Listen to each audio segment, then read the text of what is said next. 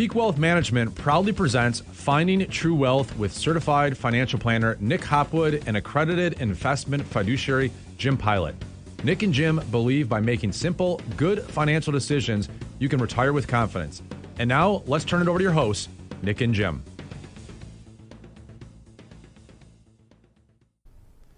Welcome everyone to episode 164 of the Trust the Plan podcast. I'm Nick. And I'm Preston. And Jim is still at the orthodontist. It's remarkable.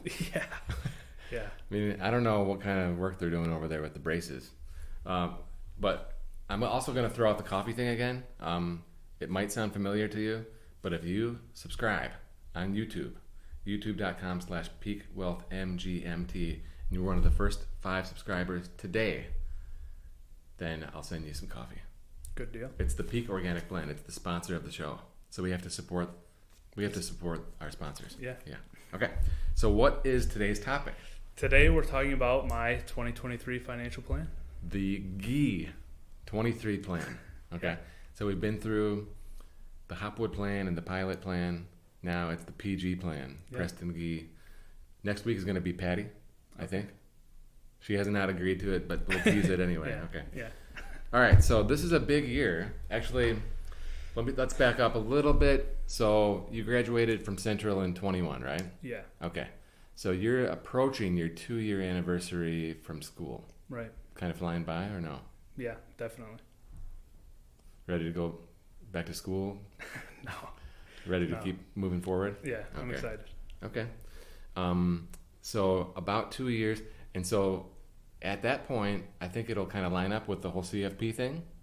Yeah. I've been keeping track of my calendar. I think if everything continues as is, I'll finish my experience requirement end of April. So right around my 2-year mark. So that's like a certain number of hours or whatever. Yeah. Okay.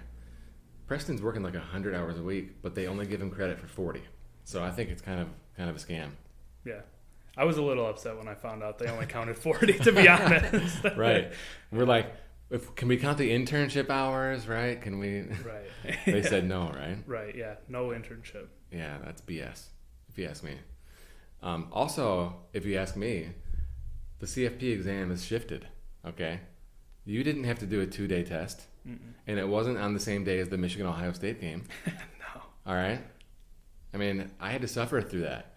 And they only offered it twice a year back then. It was like, April and November, and on the Ohio State day.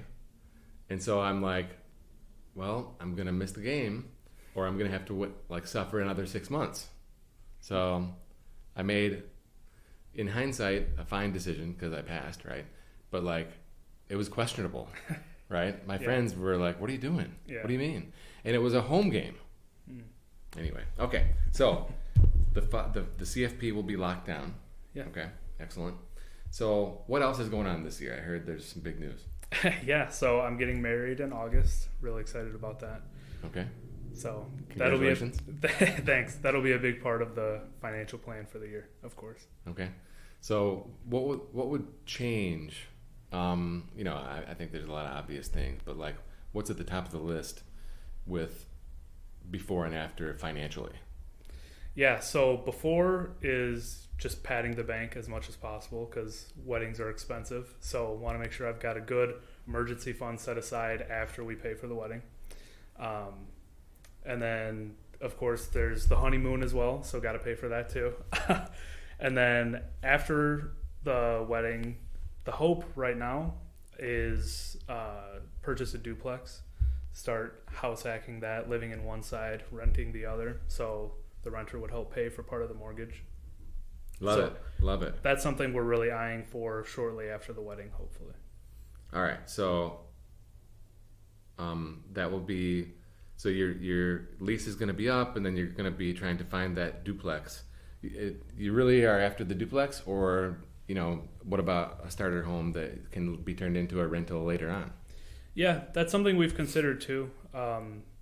So not 100% set, I guess, but in my heart of hearts, I prefer the duplex first just because it's immediately a rental rather than waiting a few years. Gotcha.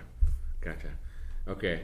Let me also back up and say, I think, a lot of our clients are retired or thinking about retirement, And maybe they're thinking, what do I care about this kid's financial plan, right? But look, your kids maybe are a little older, can learn from Preston's smart CFP brain, or if they're younger, right, they can also learn from what he's going through. So I think that this conversation can be really beneficial to people. Right. And on that same point, I was telling you about the book, The Automatic Millionaire by David I started Bach. listening to that this morning. Yeah, I read it a few weeks ago now, and I thought it was fantastic. It is more advantageous for someone who's, in their 20s or 30s to read, but highly, highly recommend everyone reads it. It's a great read. It started out, it seemed a little dated to me because he was referencing like the 2000, 2001, 2002 crash. Yeah.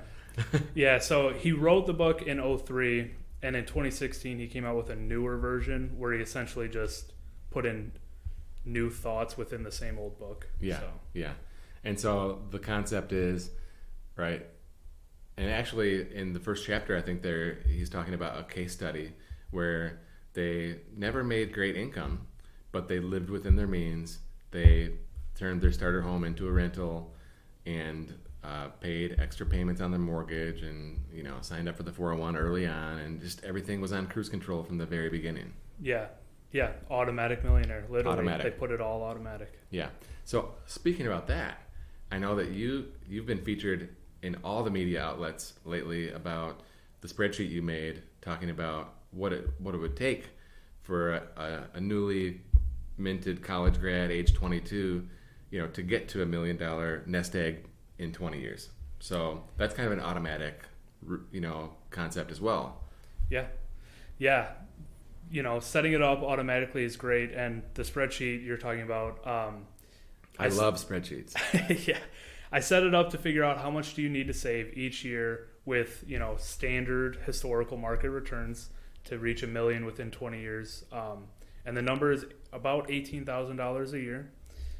But that's pre-tax money. So if you wanted the Roth equivalent, because I love Roth, you love Roth, it's great for most people who are young. So the Roth equivalent would be about $14,000 a year. Very nice. All right, so let's talk more about investments. What have you been doing with your money? You mentioned you're saving for the wedding and stuff, and maybe a house. What else in terms of investing? Yeah, so contributing to the Roth 401k here at Peak, and then getting the match pre-tax, but once a year I've been converting the match into Roth. That way, I'm taking the tax hit today and letting it grow tax-free forever. And our third-party administrator thanks you for the added administrative burden for that. Thank you. Yeah. Okay, so you're doing the 401, getting the match, doing the Roth. Maxing out my Roth IRA as well is another big piece of it. Okay, very good. Like I said, all Roth. I love it. And how about risk? Taking a lot of risk.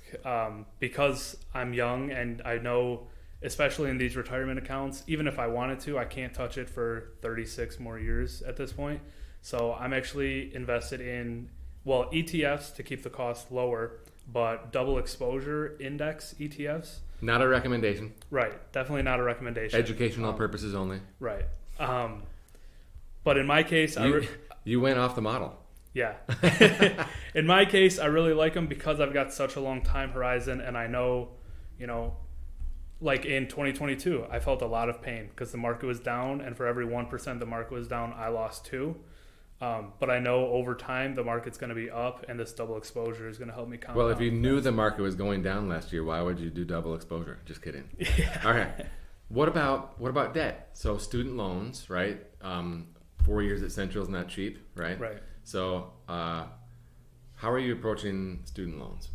Yeah. So thankfully, I earned a few merit scholarships from Central, and my parents helped out a little bit. So the student loan debt coming out of college was very manageable.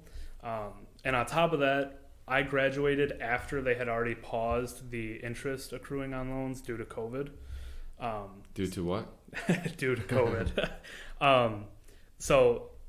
But even though the interest isn't accruing, I'm taking advantage of a program that was passed in the original CARES Act, where I can take a portion of my income each year that I earn through Peak and pay it to the student loans, and it's tax free. I don't have to pay tax on that income, which is fantastic. And the CPA thanks you for that extra administrative burden as well. Right. I'm not very easygoing with the third party. All these new programs right. costing the employer, administrative expense. Yeah. But continuing to pay it down even when the interest isn't accruing. And something we talk about a lot is the debt snowball, where, you pay down the lowest balance first and then you take the monthly payment and roll it into the next one. I'm doing it not based off loan amount, but based off interest. So even though interest isn't accruing right now, I have one student loan, the one from 2018-19 when rates were higher, where it's over 5%. So I'm just attacking that one as hard as I can to make sure once interest gets turned back on, I'm not getting hit with 5%. You're attacking that loan with enthusiasm unknown to mankind? Yeah. Okay. All right. So what about health insurance? Still on HSAs and stuff, right? Well, still on my parents' insurance right now. Likely switching to my fiance's insurance later this year after we're married, but for the time being won't be on an HSA plan, even though I think it maybe would be a good idea. So going on to future spouse health insurance, Peak Wealth Management does. Thank you for that. That's an excellent setup. Yeah. Thank you. And what about children? Not to pry, but like,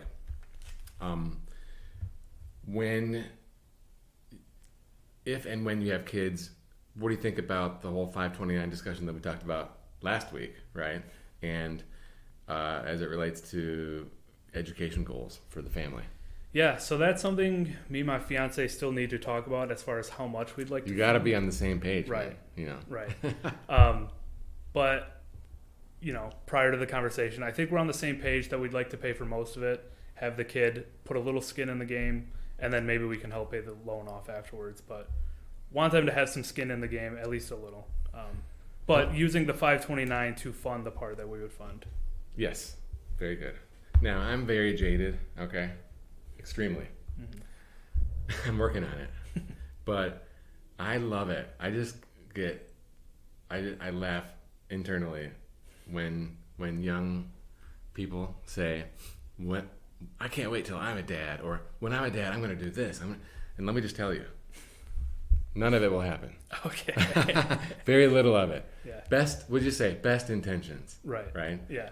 So I deal with that quite a lot on a daily basis, and I just shake my head. Yeah. You know what I'm talking about. Yeah. Okay. Anything I missed that's important to, your audience craves this info, so don't leave them hanging. No, not really. I mean, like we were talking about earlier, I'm young, so I don't have a super complex plan yet, but I do make it a little complex for the third-party administrator. But, just putting everything on automatic, Roth 401k, converting the pre-tax 401k, Roth IRA, padding the bank systematically, using the bonuses to pay off student loans. Everything is very systematic in my life. Excellent. Well done. Yeah.